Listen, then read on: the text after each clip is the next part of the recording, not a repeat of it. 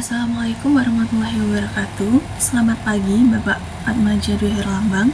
Sebelumnya terima kasih atas kesempatannya.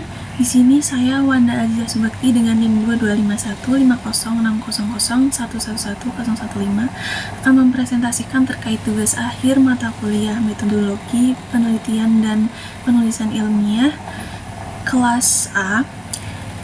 Nah, di sini saya menuliskan tugas akhir saya dengan judul Perbandingan Efektivitas Metode Visual dan Tekstual dalam Meningkatkan Pemahaman Konsep Pemrograman Siswa.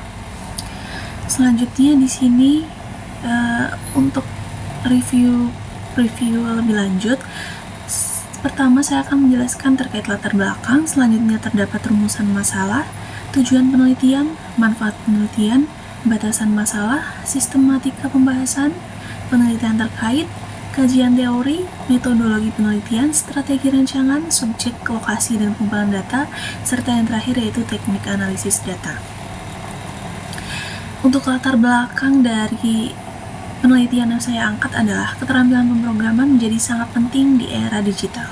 Namun, banyak siswa masih kesulitan memahami konsep digital seperti logika, perulangan, dan sintaks. Dua metode umum ini digunakan dalam pengajaran, yaitu metode visual yang mempermudah pemahaman dengan blok kode dan diagram, serta metode tekstual yang mengharuskan siswa menulis kode secara langsung. Keduanya memiliki kelebihan masing-masing, tetapi belum banyak penelitian yang membandingkan efektivitas keduanya secara langsung. Penelitian ini juga bertujuan untuk mengevaluasi pengaruh kedua metode terhadap pemahaman siswa, sekaligus memberikan panduan praktis bagi pendidik dalam merancang strategi pembelajaran pemrograman yang lebih efektif dan lebih menarik. Selanjutnya untuk rumusan masalah yang pertama adalah apakah terdapat perbedaan signifikan dalam pemahaman konsep pemrograman antara siswa yang diajarkan dengan metode visual dan siswa yang diajarkan dengan metode tekstual. Untuk masalah yang kedua sendiri yaitu seberapa besar peningkatan pemahaman konsep pemrograman pada siswa yang menggunakan metode visual dibandingkan dengan metode tekstual. Untuk masalah yang ketiga sendiri yaitu metode pengajaran manakah yang lebih efektif dalam meningkatkan pemahaman siswa terkait konsep pemrograman itu sendiri, metode visual ataukah metode tekstual. Untuk rumusan masalah yang terakhir yaitu faktor-faktor apa saja yang mempengaruhi efektivitas metode visual dan tekstual dalam membantu siswa memahami konsep pemrograman. Selanjutnya untuk tujuan penelitian sendiri, yang pertama adalah untuk menganalisis perbedaan pemahaman konsep pemrograman antara siswa yang diajarkan dengan menggunakan metode visual dan siswa yang diajarkan dengan menggunakan metode tekstual. Untuk tujuan keduanya sendiri yaitu mengukur tingkat peningkatan pemahaman konsep pemrograman pada siswa setelah diterapkannya metode visual dan tekstual. Untuk tujuan ketiga sendiri yaitu menentukan metode pengajaran pemrograman yang lebih efektif dalam meningkatkan pemahaman konsep pemrograman siswa. Untuk tujuan yang terakhir sendiri yaitu mengidentifikasi faktor-faktor yang mempengaruhi efektivitas metode visual dan tekstual dalam pembelajaran pemrograman. Untuk manfaat penelitian sendiri yaitu manfaat teoritisnya adalah memberikan bukti empiris untuk pengembangan ilmu pendidikan, khususnya efektivitas metode visual dan tekstual dalam pembelajaran pemrograman. Untuk manfaat penelitian praktisnya sendiri bagi pendidik untuk panduan memilih metode pengajaran yang lebih efektif untuk meningkatkan pemahaman siswa. Bagi siswa, membantu memahami konsep pemrograman sesuai gaya belajar serta meningkatkan minat dan kemampuan. Bagi pengembang kurikulum sendiri, memiliki manfaat untuk masukan dan merancang kurikulum yang relevan dan efektif. Selanjutnya ada manfaat untuk kebijakan pendidikan dengan memberikan data untuk mendukung kebijakan pembelajaran pemrograman yang optimal, serta manfaat penelitian lanjutan untuk referensi bagi studi terkait metode pembelajaran pemrograman atau bidang lain. Selanjutnya di sini terdapat batasan-batasan masalah, yaitu yang pertama populasi dan sampel yang hanya melibatkan siswa pada jenjang tertentu. Selanjutnya batasan metode pembelajaran yang hanya membandingkan metode visual serta tekstual. Selanjutnya untuk batasan materi pemrograman yang fokus pada konsep dasar. Selanjutnya batasannya yang selanjutnya adalah instrumen pengukuran yang dimana menggunakan instrumen pretest dan post-test. Selanjutnya adalah durasi penelitian yang memiliki batasan waktu tertentu, serta untuk analisis data menggunakan analisis statistik yang sederhana. Selanjutnya untuk sistematika pembahasannya sendiri, di sini ada bab pertama yaitu membahas latar belakang, rumusan masalah, tujuan, manfaat penelitian, batasan masalah, serta sistematika pembahasan itu sendiri. Sistematika selanjutnya untuk bab 2 adalah terkait tinjauan pustaka, yang dimana menguraikan teori-teori terkait termasuk konsep dasar pemrograman, metode visual dan tekstual, serta hasil penelitian sebelumnya sebagai landasan teoritis. Untuk bab 3 sendiri itu terkait metode penelitian, yaitu menjelaskan desain penelitian, sampel, instrumen, prosedur pelaksanaan, dan teknik-teknik analisis data untuk penelitian sistematis dan valid. Selanjutnya di sini ada penelitian terkait. Saya mendapatkan 5 literatur. Yang pertama adalah literatur terkait pengaruh penerapan algoritma terhadap pembelajaran pemrograman komputer, yang dimana mendapatkan hasil pendekatan algoritma secara signifikan membantu mahasiswa dengan berbagai tingkat kemampuan awal, yaitu tinggi, sedang, dan rendah dalam meningkatkan pemahaman konsep pemrograman. Untuk literatur yang kedua sendiri yaitu terkait pengembangan modul pembelajaran pemrograman visual berbasis project-based learning, dan mendapatkan hasil yaitu modul berbasis pembelajaran proyek yang menggunakan pendekatan visual dapat meningkatkan pemahaman konsep pemrograman siswa secara signifikan. Selanjutnya untuk literatur yang ketiga adalah pemanfaatan pemrograman visual sebagai sarana pengenalan pemrograman komputer untuk pembuatan game edukasi. Di sini didapatkan hasil yaitu pembelajaran berbasis visual terbukti meningkatkan pemahaman konsep pemrograman siswa, terutama dalam memahami struktur program dan logika dasar. Selanjutnya untuk literatur yang keempat sendiri yaitu korelasi model pembelajaran menggunakan Indo-Blockly terhadap pemahaman mahasiswa pada mata kuliah pemrograman terstruktur. Serta didapatkan hasil yaitu penggunaan model pembelajaran Indo-Blockly yang berbasis visual dapat meningkatkan pemahaman mahasiswa dalam pemrograman terstruktur dibandingkan dengan metode konvensional. Nah, untuk literatur yang terakhir sendiri yaitu pengenalan algoritma pemrograman dasar dalam konteks pembelajaran pemrograman awal. Dan didapatkan hasil yaitu penelitian ini menekankan pentingnya pemahaman dasar tentang algoritma pemrograman untuk menciptakan program yang efektif dan menunjukkan bahwa pemahaman algoritmik sangat krusial bagi pemula dalam dunia pemrograman. Selanjutnya terdapat kajian teori. Yang pertama sendiri yaitu terkait teori pemahaman konseptual. Pemahaman konsep adalah kemampuan peserta didik untuk menguasai materi, menjelaskan kembali dalam berbagai bentuk, dan menerapkannya sesuai pemikiran kognitif. Menurut Bloom, pemahaman konsep sendiri mencakup kemampuan menangkap pengertian, memberikan interpretasi, dan mengaplikasikannya pada materi yang dipelajari. Untuk teori yang kedua sendiri yaitu terkait metode pembelajaran visual. Metode pembelajaran visual sendiri adalah metode pembelajaran yang menggunakan media seperti gambar, diagram, dan grafik untuk mempermudah pemahaman siswa terhadap materi.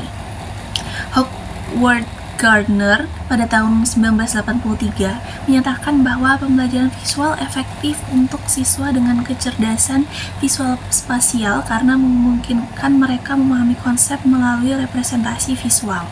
Selanjutnya adalah teori terkait metode pembelajaran konseptual. Metode ini menggunakan teks sebagai media utama untuk menyampaikan informasi secara terstruktur, membantu siswa membangun pemahaman teoritis sebelum penerapan praktis. Gardner pada tahun 1985 menekankan bahwa pentingnya penyampaian materi yang jelas dan sistematis dalam membantu siswa memahami konsep dasar. Yang selanjutnya sendiri adalah kajian teori terkait pemrograman, yaitu pemrograman sendiri adalah seni menulis algoritma efisien untuk memecahkan masalah komputasi. Menurut Knuth, pada tahun 1974, pemrograman melibatkan perencanaan, pembuatan algoritma, dan pemahaman mendalam tentang bagaimana algoritma bekerja untuk menghasilkan solusi.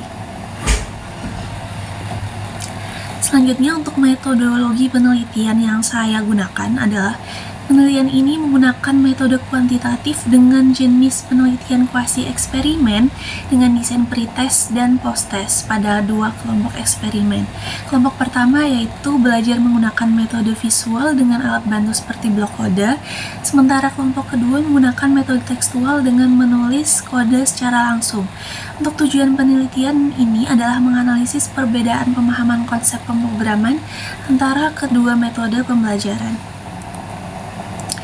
Untuk strategi dan rancangannya sendiri, yang pertama adalah persiapan instrumen, di mana persiapan instrumen ini merupakan tahap awal yang digunakan untuk mengukur variabel penelitian instrumen.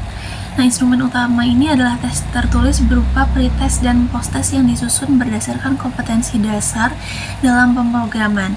Nah, sebelum digunakan, instrumen tersebut akan diuji validitas dan reliabilitasnya sendiri untuk memastikan keandalan data yang dikumpulkan.